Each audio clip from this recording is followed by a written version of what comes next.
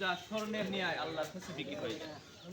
আমরা কি চাই না যে স্বর্ণের মূল্যে আল্লাহর কাছে আমাদের রোজাটা বিক্রি হোক? চাই আমরা। তাহলে কি করতে হবে? প্রথম নম্বর এবং সেই অনুযায়ী কি হয়, আমল নামায় নেকি দেওয়া হয়। কিন্তু রোজার সেই আমল, রোজার যে আমল, এই আমলের বিনিময় আল্লাহ কোনো ফেরেশতাদেরকে দিয়ে লেখেন না, বরং সরাসরি আল্লাহর পক্ষ থেকে আল্লাহ স্বয়ং এই রোজার বিনিময় দিয়ে থাকেন।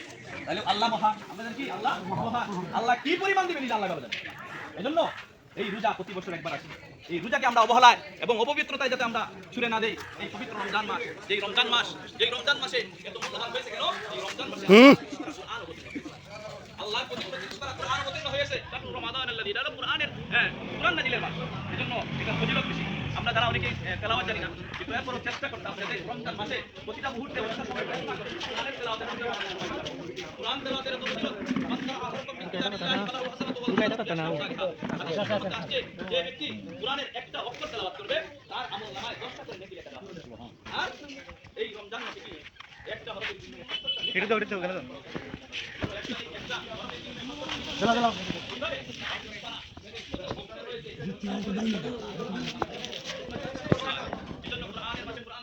এজন্য এই রোজা প্রতি বছর একবার আসে। এই রোজাকে আমরা অবহেলায় এবং অপবিত্রতায় যাতে আমরা ছুড়ে না দেই। এই পবিত্র রমজান মাস, যেই রমজান মাসে এত মূল্যবান হয়েছে কেন? এই রমজান মাসে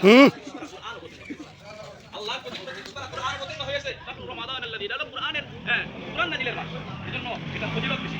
আমরা যারা অনেকে তেলাওয়াত জানি না, কিন্তু এরপরও চেষ্টা করতাম যাতে রমজান মাসে প্রতিটা মুহূর্তে ওটা সময় ব্যয় না করে কোরআনের তেলাওয়াতের মধ্যে কোরআন তেলাওয়াতের এত ফজিলত।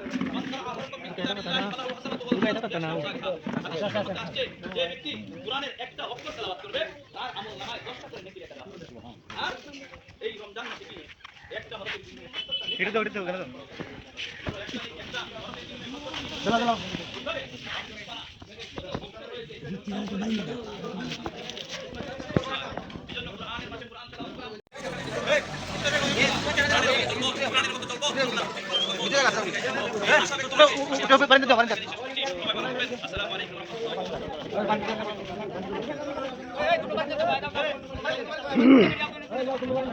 আসসালামু আলাইকুম।